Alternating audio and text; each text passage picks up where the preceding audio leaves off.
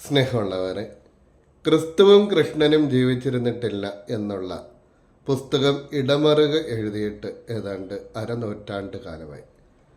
ആ കാലഘട്ടങ്ങളിൽ യുക്തിവാദികളും നിരീശ്വരവാദികളും ക്രിസ്തു ജീവിച്ചിരുന്നിട്ടില്ല എന്ന് പറയുമായിരുന്നു.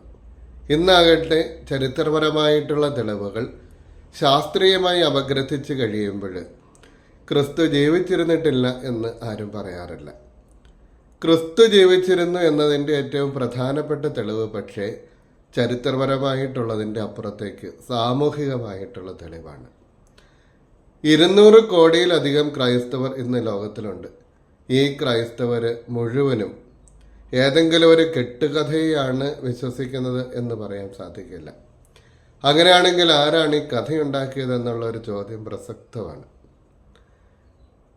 ഇന്ന് ജീവിച്ചിരിക്കുന്ന 136 കോടി കത്തോലിക്കരുൾപ്പെടെ 200 കോടിയിലേറെ ക്രിസ്ത്യാനികൾ അവരുടെ എല്ലാവരുടെയും വിശ്വാസത്തിൻ്റെ ചരിത്രം പരിശോധിച്ചാൽ ആരെങ്കിലുമൊക്കെ അവരോടോ അവരുടെ പൂർവികരോടോ പറഞ്ഞു കൊടുത്തതാണ് യേശുവിനെ പറ്റി, യേശുവിൻ്റെ ഉയർപ്പിനെ പറ്റി.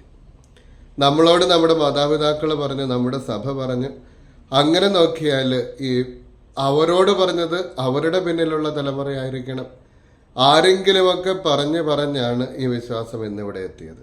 ഇതിൻ്റെ ഏറ്റവും പിറകിലേക്ക് ചിന്തിച്ചാൽ അവിടെ നമ്മൾ ശിഷ്യന്മാരിൽ എത്തിച്ചേരും. ഏറ്റവും ആദ്യം ഈ യേശുവിനെ പറ്റിയിട്ടുള്ള കാര്യങ്ങൾ പറഞ്ഞത് ശിഷ്യന്മാരാണ് അവരുടെ സമകാലികരോട്. അവർ പിന്നീട് പറഞ്ഞ് മുന്നോട്ട് വന്ന് നമ്മളിലെത്തി. ശിഷ്യന്മാർക്ക് ആരും പറഞ്ഞു കൊടുത്ത അറിവായിരുന്നില്ല, നേരിട്ട് കണ്ട അറിവായിരുന്നു. തോമാസ് ലീഹ തൊട്ടറിഞ്ഞ അറിവായിരുന്നു. പത്രോസ് ലീഹയാട്ടെ ഹൃദയത്തിൽ തൊട്ട വികാരമായിരുന്നു.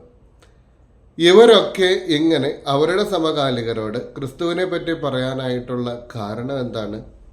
ഒന്നാമത്, യേശുവുമായിട്ടുള്ള അവരുടെ വളരെ അടുത്ത വ്യക്തിബന്ധം പറയാതിരിക്കാൻ വയ്യാത്ത തരത്തിൽ അവരെ നിർബന്ധിച്ചുകൊണ്ടിരുന്നു.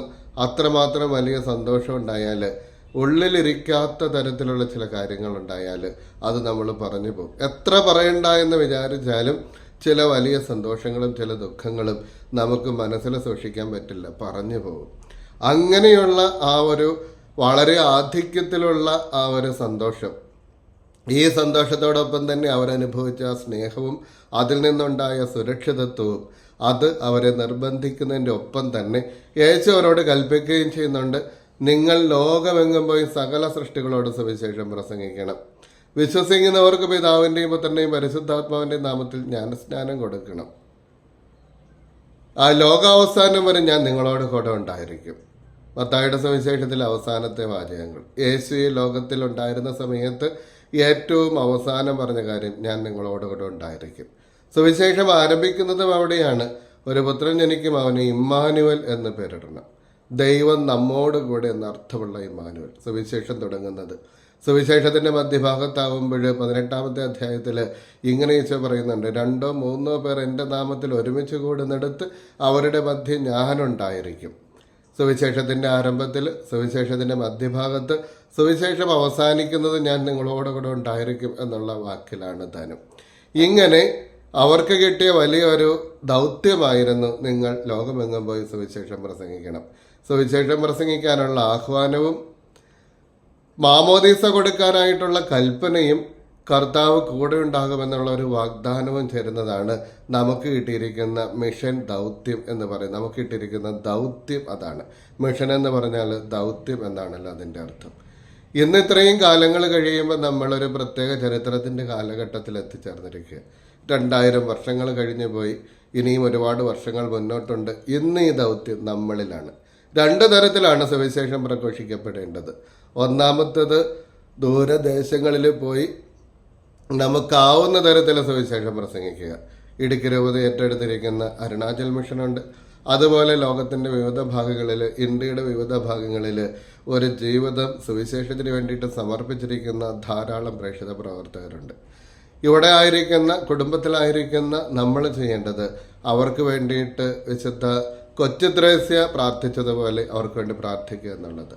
അൽഫോൻസാമ്മ അമ്മയുടെ ത്യാഗങ്ങൾ ആന്ധ്രാപ്രദേശിലെ മിഷനറിമാർക്ക് വേണ്ടി സമർപ്പിച്ച് പ്രാർത്ഥിച്ച് അങ്ങനെ അവൾ വിശുദ്ധിയായി തീർന്നത് പോലെ നമ്മുടെ ജീവിതത്തിലെ ചെറിയ ത്യാഗങ്ങളും സഹനങ്ങളും അവർക്ക് വേണ്ടി കാഴ്ചവെച്ച് അവരെ ഇവിടെ ഇരുന്ന് പ്രാർത്ഥന കൊണ്ടും പണം കൊണ്ടും അവരെ സഹായിക്കുക എന്നുള്ളതാണ് നമ്മൾ ചെയ്യാനുള്ള ഒന്നാമത്തെ കാര്യം. രണ്ടാമത്തെ കാര്യമാകട്ടെ, ഏറ്റവും പ്രധാനപ്പെട്ട കാര്യം അതാണ്, നമ്മുടെ ഇടയിലുള്ള ഒരു സുവിശേഷ പ്രഘോഷണം. എല്ലാവരും ഐക്യപ്പെട്ടവരാണ്. ഒരു കുടുംബത്തിലേക്ക് ഒരു പെൺകുട്ടി വിവാഹം കഴിച്ചു വരുന്നത് ആ കുടുംബത്തിൽ സുവിശേഷം പ്രസംഗിക്കാൻ വേണ്ടി ദൈവം കൊടുത്തിരിക്കുന്ന നിയോഗമാണ്. ഒരു വീട്ടിൽ ഒരു കുടുംബനാഥനുണ്ടാവുന്നത് അത് സുവിശേഷം പ്രസംഗിക്കാനുള്ള ദൗത്യത്തിന്റെ ഭാഗമാണ്.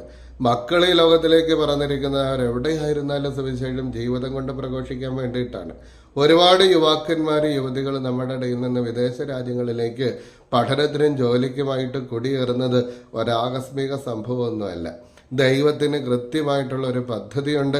ഈ ലോകം മുഴുവനും മലയാളികളാൽ സുവിശേഷവൽക്കരിക്കപ്പെടണം എന്നുള്ള ഒരു ദൗത്യം ദൈവത്തിനുണ്ട്. അങ്ങനെ ജോലി ചെയ്യുന്നതോടൊപ്പം തന്നെ പഠിക്കുന്നതോടൊപ്പം തന്നെ ജീവിതം കൊണ്ട് സുവിശേഷം പ്രസംഗിക്കാൻ വേണ്ടിയിട്ട് സാധിക്കുന്ന സമയത്തൊക്കെ വാക്കുകൾ കൊണ്ടും പ്രസംഗിക്കാനായിട്ട് ഐക്യപ്പെട്ടിരിക്കുന്നവരാണ് നമ്മൾ.